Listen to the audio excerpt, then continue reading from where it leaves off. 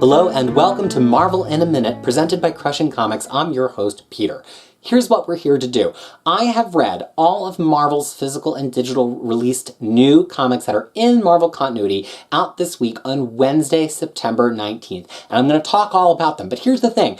I could talk about comics endlessly, all through the day and the night, every single day, and I'd love to talk to you about them for that long. But we don't have that long, because I only have 1 minute for each Marvel comic to tell you all of my thoughts about it, whether that's to get you into it, to give you a review of it, to just react to what I saw on the page. I don't know until I talk about it. I make some notes as I read the comic books, but this is all off the top of my head. So there's a little bit of a game show element to it, like can I communicate all the things I want to communicate to you in the time that is allotted, and how can I help you get caught up with the Marvel Universe? Well, guess what? About a minute has gone by already, and time flies here, so let's get right down to it and talk about some comics. Amazing Spider-Man Annual Number 1 was written by Saladin Ahmed, with art from Gary Brown, color art from Lee Luffridge, letters from Joe Caramagna, and a cover from ACO and Marcelo Mello.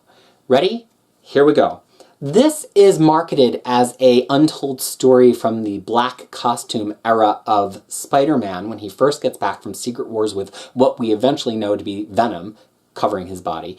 But really it almost feels more like a Venom annual. And that's because right now Venom is very focused on the symbiote having its own personality, its own agency, its own untold past. And this very much feels like it's part of that untold past. It's about how the suit basically picks up Peter's body in the middle of the night and uses that body to carry itself around New York, doing the things that it sees Spider-Man doing, but in a much more vigilante, rough way, because it doesn't fully appreciate the preciousness of life that, drives all of Peter Parker's actions as Spider-Man. It has some nice moments. It tells you a little bit about how this thing that's attached to Peter Parker sees him from the outside, and it adds a little bit of extra pathos to that moment when Mr. Fantastic helps him get the suit off. It's non-essential, and I think it's much more for a Venom fan than for a Spider-Man fan.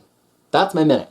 That said, it's an interesting audition because we are going to have Ahmed writing a full-time Spider-Man title later this year as he takes over Miles Morales as Spider-Man. So this is a nice, interesting little hint of what we might be getting from him later in 2018. Avengers issue number 8 was written by Jason Aaron, with art from David Marquez, color art from Justin Posner, letters from Corey Petit, and a cover from Marquez and Posner. Here we go. So I was a little bit soft on that opening arc of Avengers from Jason Aaron. It just felt like it was too many issues to achieve the thing that it needed to achieve. However, this issue feels just right, issue 8, because look, Avengers for a long time had this sort of lack of coolness. It was Marvel's B-list of characters who barely could hold on to titles of their own. And they voted on a chairperson, they, did official duties defending the Earth. It felt very square, especially when at multiple points Justice League managed to do the same exact thing and make it seem a lot more fun with characters that seemed a lot brighter and bolder. Well, guess what? New Avengers by Brian Bendis did away from that in the mid-2000s, and then now that it's back, it's bigger, it's cooler. It's because the Avengers are one of the top-grossing movies of all time, and each one of the characters in this book can hold their own in a title. Ultimately, this is just a talking issue. They're in their new base, which is a giant celestial. It's awesome. They're voting for a chairperson. They're having personal interactions. Just a hint of what the next plot's going to be, and it's fighting Namor, but I loved it. This is the Avengers, the big globe-spanning Avengers that I find to be really fun, and this issue is an introduction to them being back. Captain America Annual Number 1 was written by Tini Howard, with pencils from Chris Sprouse with Ron Lim, inks from Carl Story, Walden Wong, and Scott Hanna, colors from Jesus Bertov, Eric Arciniega, and Israel Silva, and letters from VC's Joe Caramagna. The cover is by Sprouse, Story, and Romulo Fajardo Jr. Here we go. I questioned why we needed this annual when I saw it on the schedule. We're only 3 issues into Ta-Nehisi Coates' new Captain America, and this Tini Howard story is a throwback story to World War II. So, why spend the extra issue right now to interrupt that flow and get us focused on something else? Well, I'm here to tell you that if you ever need a Captain America comic book to recommend to somebody to help them understand who Steve Rogers is as Captain America, this is one of those recommendations. Now it officially enters the canon.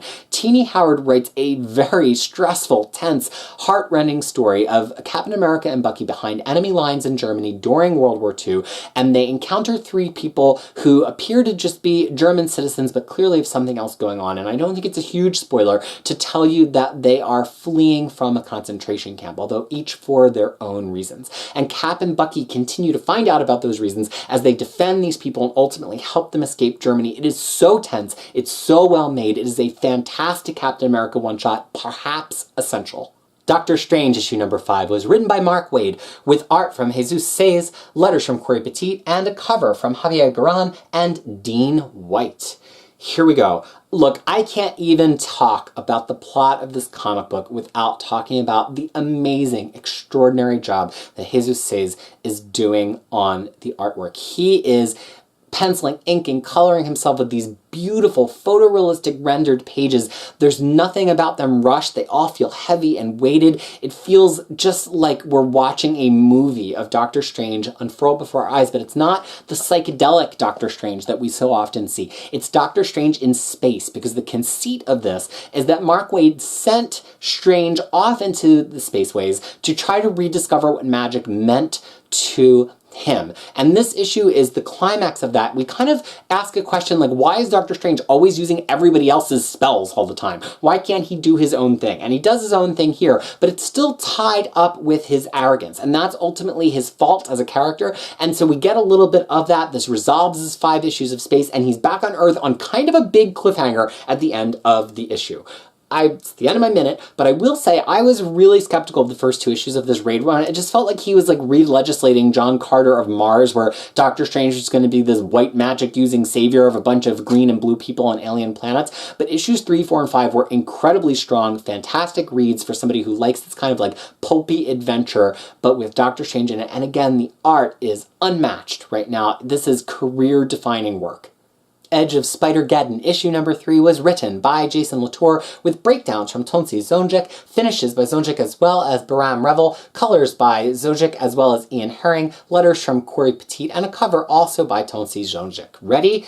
Here we go. So these Edge of Spider-Geddons are reacquainting us, or acquainting us for the first time, with different dimensions of Spider. Whoever got to be the Spider-Man in that dimension, not always Peter Parker, although here it is. And we went through this similar kind of thing with Spider-Verse. It's how we got Spider-Gwen, and we're getting ready for this big Spider-Geddon event. I really am surprised by how thematically rich these characters are, and how much I really would just plunk down some money for a cross-dimensional, just Spider of the Month anthology book. This one by Latour is a little bit weaker than the prior 2, primarily because it really relies on a fractured time narrative that doesn't quite make sense even when you line it all up in your head, and seems to, per one of the editorial boxes, refer to an issue of Spider-Geddon which hasn't even been released yet. Maybe that was an error, I don't know. But it's still a pretty charming story of a Spider-Man who winds up making Uncle Ben also Spider-Man because he gets a blood transfusion from Peter Parker, and so they both have to deal with being Spider-Man together. It's pretty charming, and I think if you like that kind of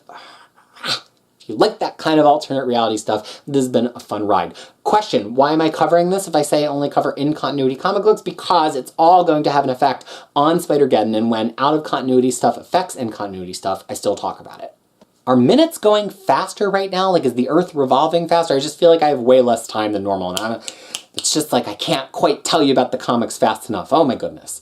Immortal Hulk issue number 6 was written by Al Ewing, with art from Lee Garbett, color art from Paul Mounts, letters from Cory Petit, and a cover from Alex Ross. Here we go. Last time you heard me really bag on Immortal Hulk number 5, but I love this issue. I actually have loved all of the even number issues and not liked all the odd number issues, and clearly Ewing is doing something different in them, and I can't quite put my finger on it. But what I can put my finger on is that this issue takes us outside of the perspective of Banner as Hulk in the throwdown that he had with Sasquatch last issue, and shows us how other people are looking at this Hulk, who is an uncontrolled force but engaging in much smaller disputes than the Hulk usually does. We see this from the perspective of the American government on Earth, who is tracking him. We see this from the perspective of Alpha Flight, who is tracking him, and it gives us a lot of interesting moments that show us other dimensions of this gamma puzzle that Banner is currently dealing with. It also brings him into direct confrontation with the current iteration of Avengers, including Captain Marvel, and that is going to be possibly a huge blow-up, but it's going to pull this book out of just kind of its horror pulpy zone into a much more superhero place, or maybe it won't. But, you know, that's all the time I have. out this week was Infinity Warp's Soldier Supreme #1. It's part of the Pocket universe that is created within the Soul Stone with all of the assembled Infinity Gauntlet Stones in Infinity Wars #3, but it is an alternate reality tale, and I'm not going to cover it for you. My one-word reaction was meh. The Life of Captain Marvel, issue #3, was written by Margaret Stohl with a present-day art team of penciler Carlos Pacheco, inks from Rafael Fonteras, and colors from Marcio Menez. The flashbacks are art by Marguerite Sauvage. It is lettered by Clayton Cowles with a cover from Julian Totino Tedesco. Here we go. This is the issue of Marvel Comics this week that made me say, oh, when I was done reading it, for two reasons, not just one. The obvious one is it's got a hella cliffhanger, really one of the biggest WTF moments in Marvel cliffhanger history. Even if it's a misdirect, it's a huge misdirect, and it's really going to make you look at Captain Marvel in a different way. I don't know if I'm comfortable with it yet, but it's definitely going to turn your head. But the other thing is that made me go, oh man, oh whatever, is it's just an amazing act of comic book craft. Margaret Stohl has been a little unsteady on earlier super heroic Captain Marvel, but now that we've removed her from that space idiom of Alpha Flight, and this is just about who Carol Danvers is, it feels the most true of anything I can remember reading about who Carol Danvers is. I love her in this small Maine town reconnecting with her family and having kind of forcing herself to be small time when she's never really been small time, even when she was small. This is a fantastic series. Maybe it's going to totally upend continuity, but right now I don't care because it's good comics. Luke Cage Chapter #2 is a Marvel Digital original released on Comixology, and it's actually 2 issues long. If these were print issues, it would be issues 3 and 4 of this comic book. Luke Cage Chapter #2 was written by Anthony Del Cole with art from John D. Lindsay, color art from Ian Herring, letters from Clayton Cowles, and a cover by Declan Shalvey and Jordi Belair. Here we go. This issue is very frustrating for me. It has all of the ingredients of what should be a great Luke Cage story, and it just can't get there. It is riddled with inconsistencies and people just spouting out script because they have to and not acting in character, and it's killing me. So we have Luke Cage investigating a rash of deaths of rich people in Harlem who have done bad things in their past. He's also contending with the fact that he's had a CT scan that reveals that he might have brain damage from all of the impacts he's taken on his body, which his skin is unbreakable, but his brain and internal tissue is not. And I love when writers explore that.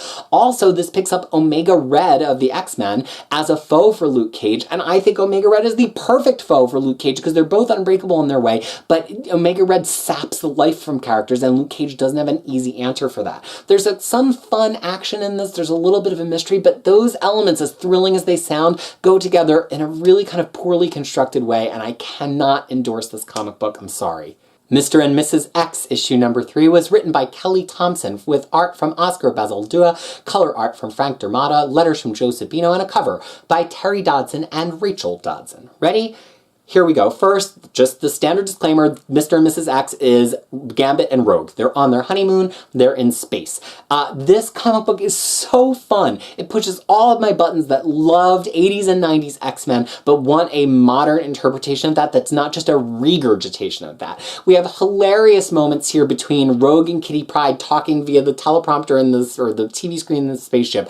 Gambit and Deadpool kind of fighting in the background while Deadpool just does his constant joking flirting. I think Deadpool's written better here than he is in some of his Deadpool titles this month. This is a very, very fun issue, and it's light-hearted X-Men that still respects and actually draws deeply from continuity. If I have any dispute or criticism to level at it, some of Bazaldua's faces look very kiddish, and there's one character that should be coming off a little bit childlike, but sometimes Rogue and Gambit look like they're a bunch of teenagers here, and it's a little bit off-putting, but he draws great action, and Kelly Thompson scripts great action. If you want to hear more of my thoughts on this and all the other X-Men comics out this week, tune into the next show I'll be releasing, which is This Week in X, where I dig into all of that X-Men continuity that I say is found in this title, and oh boy, there is a lot. Multiple Man issue #4 was written by Matthew Rosenberg with art from Andy McDowell, color art from Tamara Bonvillain, letters from Travis Lanham, and a cover from Marcos Martin. Ready? Here we go. There's the saying, be careful what you wish for. And I think the saying extends to comics in terms of don't ask for something that you do not want to receive. A lot of comic book fans are like, why didn't you show us that panel where they reunited and hugged? Why didn't you show us the background of how that team of clones was assembled? The answer is because the story's not always interesting, and this issue pretty much just gives us all of the background scenes that we needed to put together what was happening in issue 1 and 2, except for it's not really necessary. It doesn't really tell us anything interesting, nor is it that funny. The thing that you need to know is this Multiple Man series is effectively like Looper, or actually my favorite movie, Primer, one of my favorite movies, where, you know, Multiple Man has traveled into the future, come right back to the past, but he left a bunch of clones in the future, and then those clones go further into the future, but then they come back to the past, and it's kind of this war of the dupes to try to see who can become the primary dupe in the present. Except for it doesn't really feel on voice for Jamie Madrox. It doesn't really feel essential for fans that have been his fans since his days in X Factor. It's just this goofy, time-loopy X-Men series, and maybe you like that kind of thing. Clearly I don't. The Return of Wolverine, issue number 1, was written by Charles Soule with pencils from Steve McNiven, inks from Jay Leestein, color art from Laura Martin, and letters from Joe Sabino. The cover is by Steve McNiven and Laura Martin. Here we go. Despite all of the build-up about the hunt for Wolverine, you can really start here. And what is here? It is a deep homage to Barry Windsor Smith's Weapon X from Marvel Comics in the 80s. McNiven, who has his own very recognizable, very detailed style, is deliberately drawing faces like Barry Windsor Smith. You do not do that kind of thing by mistake. In terms of the story, it's kind of blander than you would have expected. Wolverine's back, he's been used against his will, he doesn't have all of his memories. It just feels very on the nose for Wolverine. And you hope that we're going to get past this and get back to him doing things that are a little bit more interesting, because I'm hoping that a fresh start with Wolverine doesn't just mean regurgitation of everything we've been doing for Logan for the years and years of history before he started to get his memories back at the beginning of his X-Men Origins series, at which point for me he got to be a much more interesting and authentic character than the sort of violent hot claw daddy cartoon that he had become. So I'm hoping for more in further issues at a time, but I don't think this is a must pick up just yet. By the way, that's what I'm calling this new Wolverine. Soule has said because he's been dead or in hell or wherever he's been, his claws are hot when they come out, so he is Hot Claw Daddy. Trademarked here, you've seen it here first. Of course, then there's Old Man Wolverine. I was calling this Wolverine Same Old Wolverine, courtesy of my friend Pawpaw. There's Hot By Wolverine. There's Young Dumb Wolverine. There's Future Blue Wolverine. And then, of course, the one true Wolverine, who is Lara Kinney, X-23. But not X-23, the one true Wolverine. Secret Agent Deadpool, issue number 2, is a Marvel Digital first release. It is written by Christopher Hastings with art from Salva Espin, color art from Matt Yackey, letters from Jimmy Betancourt, and a cover from David Nakayama. Here we go. This series is just really falling flat for me. It feels like it was like a Deadpool series where the pitch just wasn't quite good enough and they're like, hey, everybody loves Deadpool, let's just send it to digital first. Deadpool is standing in for the secret agent who he inadvertently killed in the first issue, and that should be hilarious. Deadpool is James Bond, Deadpool is Archer, or maybe Lana, since she's more effective than Archer frequently. Should be great. It's so flat. None of the jokes land, none of the gadgets are funny. It just kind of woofs along, and I will also say, it takes a lot for me to specifically dislike letters, especially when it's not just like scripty letters or bad contrast letters, but I really feel like these letters are from the Comic Craft B team. They really had some moments of being hard to read and just kind of like badly judged and placed. So we have a comic that's not easy to read, not fun to read, and not funny. I don't think this is worth going out of your way to buy digitally right now, and I'm sorry for it because I like a lot of the individual creators on this team. Hopefully we find something a little bit more hilarious. There are 4 issues left to do that. Thor, issue number 5, was written by Jason Aaron with guest artist Christian Ward, letters and production by Joe Sabino, and a cover from Esad Ribic. Here we go. Look, I've been a huge, huge proponent of Jason Aaron's Thor from the very beginning of his God of Thunder run. And from the beginning of that run, we've dealt with Thor across multiple times. Our present-day Thor, some hints of a past Thor from before he owned or took possession of Mjolnir, and a far, far future Thor where he's like the only living being left on Earth. But this story, which is featuring that old Thor in the future just falls so darn flat for me. And maybe it's because I hate time travel, and so you can't take my word for it entirely. And it's not really time travel, it's just what happens in the future. But in the future, he encounters Wolverine, who's got possession of the Phoenix Force, and I'm already asleep at this point. And so they have a fight as if Thor is even a match for normal Wolverine or normal Phoenix, let alone Wolverine Phoenix, Phoenixerine.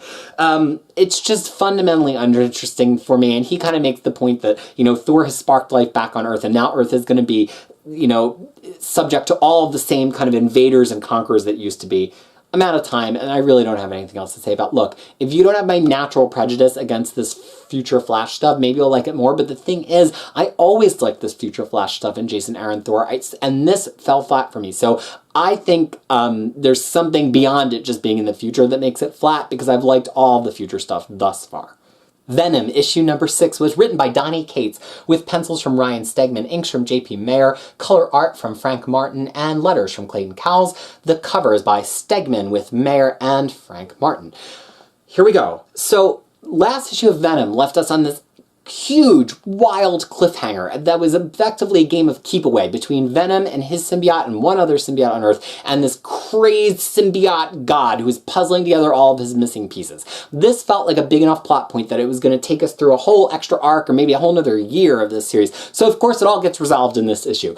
It's just a little bit rushed for me, not only because it threw away something that seemed like it could go on longer, maybe there's many bigger things in store, that's fine.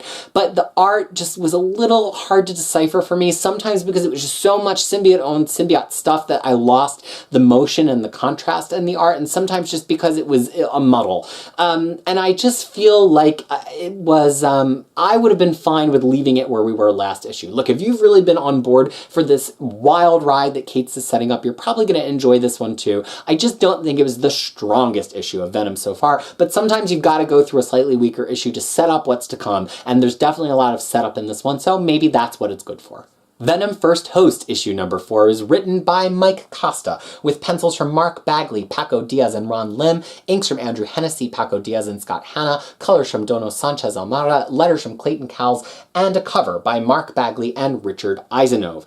Here we go. This weekly series is chronicling Venom's involvement in the original Kree-Skrull War and a tug-of-war over that Venom symbiote between a Kree and a Skrull representative, but also Venom's progeny on Earth, his birth, his symbiote that he gave birth to. And now we have Eddie Brock wearing that one. The visual design of it is ugly, and we don't get any moments of emotion. Like, it feels like Costa has always had really interesting ideas for the plot of Venom, but he doesn't really have a handle on how to make the Venoms interesting. He doesn't write Eddie Brock too different than the Venom that he installed in the suit at the beginning of his run before it switched over to Marvel Legacy numbering, and it feels almost at points like it could just as easily be Flash Thompson. There's no real established voice for him, and there's no like feeling of emotional connection for him and his symbiote, which has been stolen, for this child symbiote. It all kind of just plays out, and it's a shame because this is a really interesting story that adds a lot to the Marvel Universe and to Venom's history, but for me it just reads in this very uninteresting way, and it's a pity.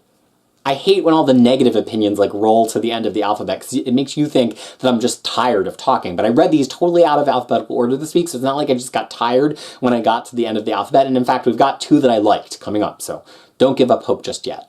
West Coast Avengers issue number 2 is written by Kelly Thompson, with art from Stefano Caselli, color art from Triona Farrell, letters from VC's Joe Caramanga, and a cover by Caselli and colorist Nolan Woodard. Here we go. This series is a ridiculous premise and a ridiculous issue. You know, Kate Bishop tries to get together a team of Avengers, realizes she has no budget and not enough of a team, winds up taking on some people she didn't want to take on, like Gwenpool and Quentin Quire, and ultimately a documentary film crew who's helping to give a little bit of a budget to her no-budget West Coast Avengers. This issue feels very much like a Kate Bishop issue. She has a very fun outing with Clint Barton as Hawkeye, where they go and have to uncover some secret files, but it also very much feels like a Gwenpool book, not only because Gwenpool gets so many good lines in this issue, but because it follows a confrontation with somebody who might be MODOK in disguise. And if you read Gwenpool's excellent title, MODOK was a very big component of that. It's very silly, and if you're not in for a lot of silliness with these characters, if you don't like when Quentin Quire is played for laughs, if you don't like when America Chavez is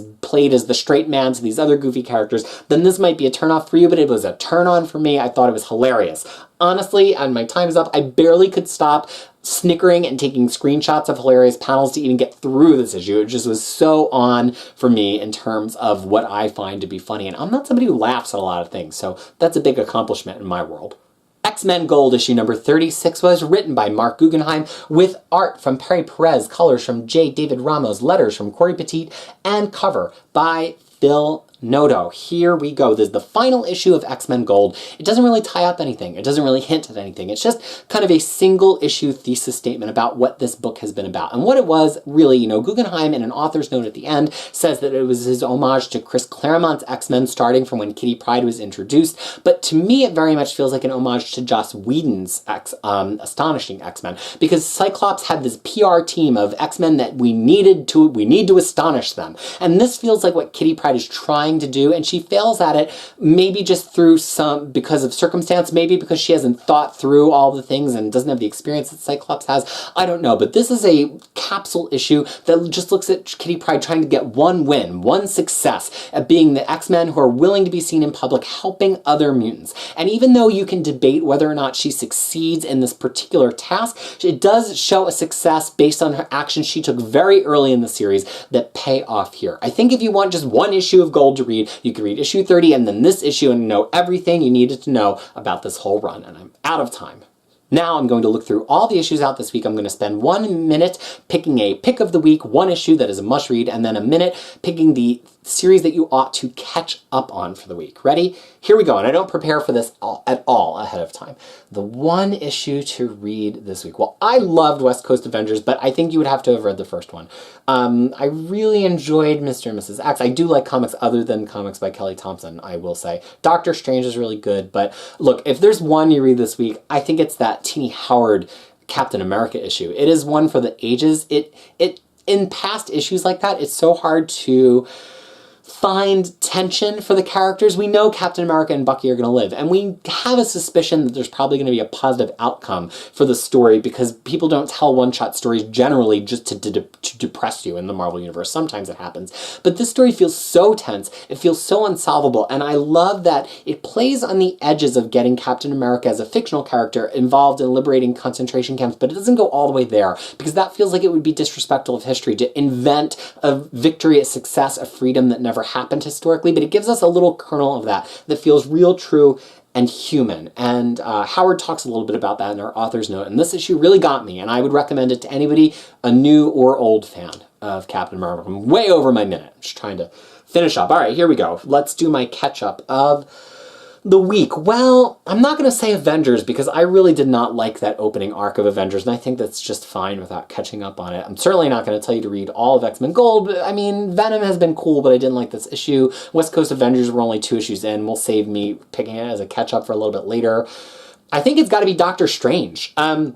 I mentioned in my minute that I was a little bit skeptical of the very John Carter-esque direction that Mark Waid was taking the first couple of issues in, but it paid off. He really examines this idea of, like, what is magic to Doctor Strange? You know, he talks a lot about that it's a tool, it's a scalpel, right? But, you know, how much do doctors really care about their scalpels? The whole point of it being a tool is that it's interchangeable with a lot of other tools. And Wade's position here is that Doctor Strange too often treats his magic as just an interchangeable tool with every other kind of magical tool at his disposal. And the series challenges him to say, stop treating magic as a disposable tool and start treating it as an essential one. And I think that, we got to a great place with that in this issue. So recommended that you catch up. Plus, the art is amazing.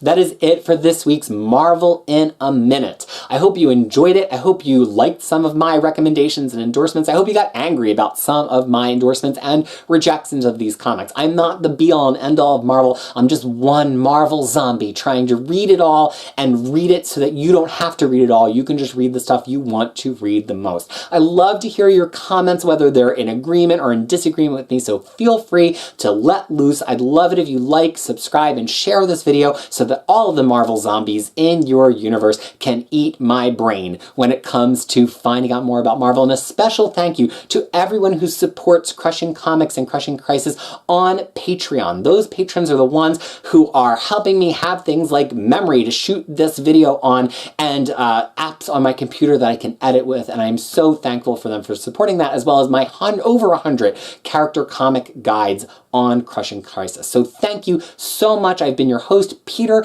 This has been Marvel in a Minute, presented by Crushing Comics.